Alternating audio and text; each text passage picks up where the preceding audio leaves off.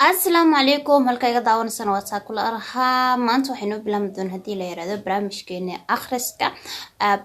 akhriska book aan ku furi doono oo miiskeenoo saaran waa sheeko habayana ka hordhacay sheekada taxniino noqon doonta hadii la yiraahdo ma barnaamijka taxano ay inoo noqon doona soo dhawaada hadaan ugu cusub tahay subscribe saaro gambalaalkan furasay ku soo gaaraan fiidiyoda insha Allah soo galin doona sidoo kale fiidiyogan wada marsiin insha Allah waxa bayana ka hordhacay sheekada oo sheeko xasaasiya weyn inoo bilaabmi doonta let's go buugana maanta wuxuu noqon doonaa jacaylkii Muliyo Xuseen Micaad waxa qoray buugan Qoraa Xuseen Nuur Kaabe Allah barak jacaylkii Muliyo iyo Xuseen Micaad Saylac waxay kamid ahayd magaalooyinka qadiimiga ah ee Geeska Afrika waxay soo martay marxalado kala duwan sidoo kale waxa ku noolaa qowmiyado kala duwan waxay caan ku ahayd Saylac ganacsiga reer Saylac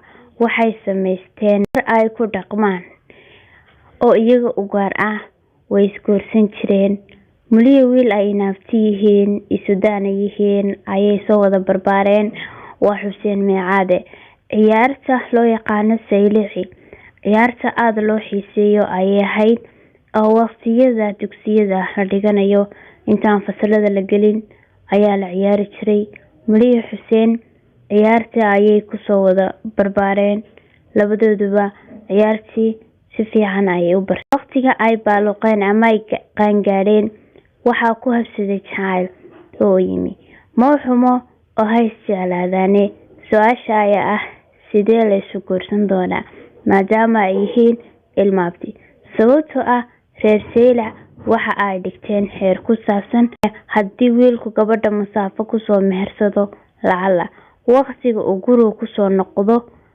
waa la gowrici jiray ceeb maahane waxay ahayd heer ay wada dhigteen bulshada reer Saylac haddii wiilku gabadha masaafo ku soo mehersado lacala waqtiga uu ku soo noqdo gurigooda waa la gowrici jiray ceeb maahane waxay ahayd heer ay wada dhigteen bulshada reer Saylac wiilku marka uu gabadha guursanayo waxa la rabaa lacag gaadhaysa 50 rubood inta aabaheeda ayaa la siinayaa sida ayuu ku dhismayaa reerku jacaylkoodu wuu hana qaaday wuxuu noqday mid ku dheehan tahay kalsooni dhab ah jacaylkoodii ayaa la fogaaday waxay isla marayaan meel daran wuxuu Xuseen ogaaday inay kala maarmi karin Muliyo wuxuu u sheegay inuu shaqo tagayo meel fog jacaylkana midkeen badankiisa ka ilaaliyo axdi ay wada dhigteen dardaarana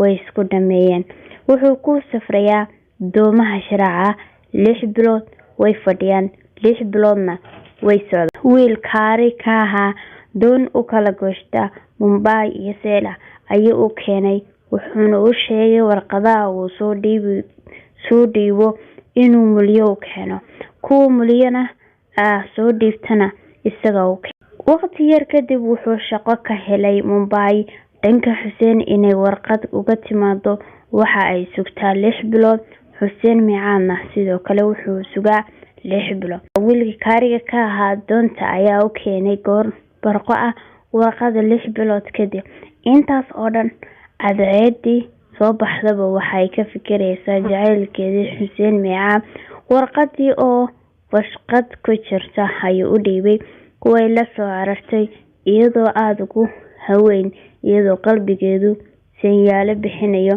ol ay gaar u lahayd ayay hoosta ka xiratay halkaas ay ku akhridaa fariintii jacaylkeedii Xuseen Micaad markay akhrinayso way ku raaxaysataa warqada fariinta ugu qoran 6 bilood waxay isku sii maaweeliyaan warqadaha ay soo dhiibaan mid kastaba dhankiisa ayuu la muusoodaa aragii Xuseen ayay daftay dan kasta oo soo sharaacata waxay ka filaysaa inuu la socdo Xuseen Micaad goor galab ah ayay tagtay dekada Saylac waxay ku hadaaqday way reer saaxiliyo reer Foorboyimiye doonyaha Mumbai mobir baa ka jabay nin ayaa u yimid Mulyo aabaheed una sheegay inuu siiyo gabadhiisa 50 rubood oo lacaga bixinayo.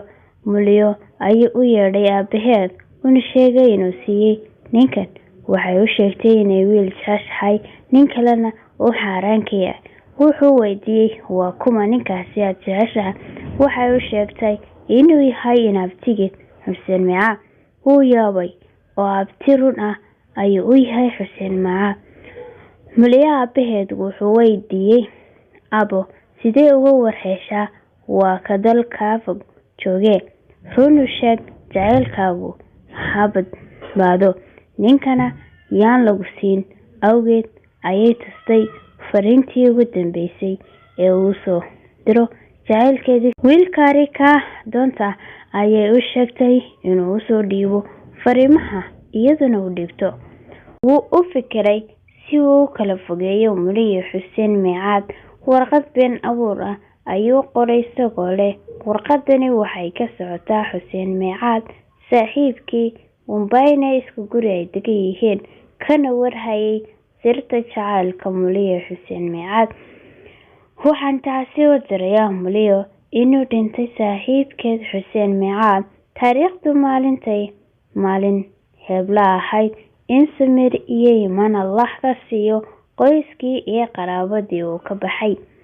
Warqadii ayuu ku riday bushqad wuxuuna u yimid wiilkii kariga ka ahaa doonta. Adeer wiilka warqadaha uu kala gudbiyo Mulyo iyo Xuseen sow adiga maaha ayuu su'aalay. Ha ayuu yidhi. Lacagtan warqadaha ay Mulyo kuu dhiibto u gee Xuseen Micaad. Kuwa uu isagu kuu soo dhiibana badda ku dar.